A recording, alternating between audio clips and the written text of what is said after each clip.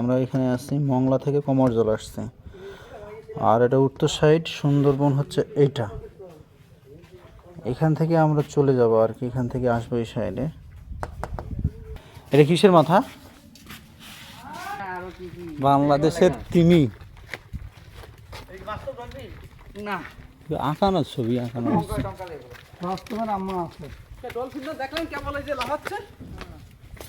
যাই হোক, অনেক কিছু এখানে দেওয়া আছে।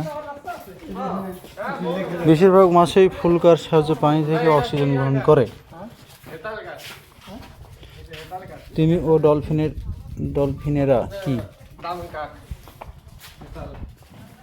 মিষ্টি পানির ডলফিনেরা কোন বিশেষ ধরনের?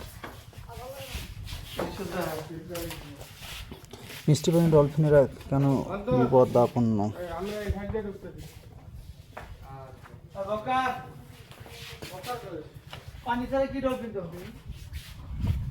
এই যে এখানে আমাদের সুন্দরবনের একটা ম্যাপ, এটা কমরজল এখানে আছে, এখান থেকে আসছি। এটা সুন্দরবন, এটা সুন্দরবন অঞ্চল। তাহলে মংলা থেকে করমজল, পশুর নদী, জংরা, চাঁদপাই বলে সব দেখা যাবে। এগুলো কি? মিষ্টি পানির ডলফিনদের বাঁচতে আপনি কি করতে পারেন? অনেক কিছুর দিক নির্দেশনা আছে না তার। এটা কিসের মাথা?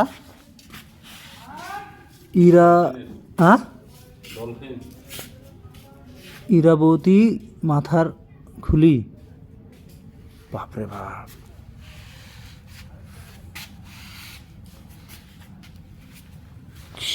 ডলফিনের খুলি এটা।